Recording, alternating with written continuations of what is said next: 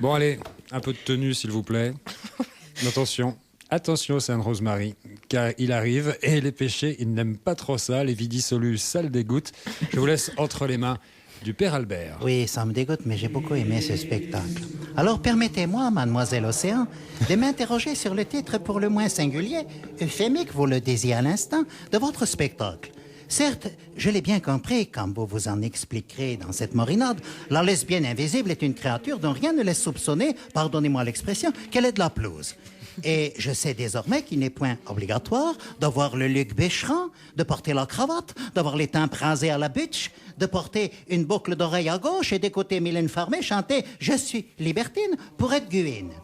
Mais pensez à la déception des spectatrices, mademoiselle Océan, qui, se souvenant de L'Homme invisible, le film, s'attendent, en faisant le projet d'aller vous applaudir, à un spectacle de prestidigitation façon David Copperfield, un one-woman show très chaud, dans lequel vous seriez dérobé à la vue de vos admiratrices, toutes fans de hockey sur gazon, et surtout très excitées à l'idée de vous voir disparaître et réapparaître dans une apothéose bandage, en rébannant les courbes de votre corps invisible, dans les bandes Velpo, telle la momie de la pharaone Toutankhamon, sœur de Phimosis V et d'Épisiotomis XII, la pharaone Toutankhamon, dont je rappelle qu'elle demeure aujourd'hui encore l'idole vénérée par toutes les camionneuses égyptiennes, dont j'espère d'ailleurs qu'elles ne sont pas prêtes de porter le voile.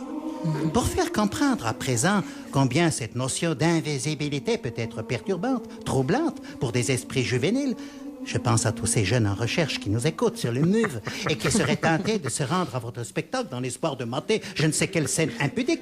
Je voudrais, si vous le permettez, évoquer une anecdote personnelle. Je peux, Daniel? Je vous en prie. En juillet dernier, alors qu'avec les jeunes des patronages que j'emmène comme chaque été en camp itinérant, dans ma camionnette bâchée cuir clouté noir immatriculée GROPD 75, nous avions planté notre vieille tente en toile de jute sur une des plages de la Grande Motte. Bonjour, madame. Après une partie de saute-mouton et de Colin Maillard endiablé, voilà que je surprends deux de mes garçons, Jean, Kevin et Idriss, qui se disputaient une paire de lunettes de soleil. Je gourmande d'importance ces petits saligots en leur donnant une fessée cul nue, à vif, et pour les mettre d'accord, je confisque les besicles, que je mets illico sur le nez.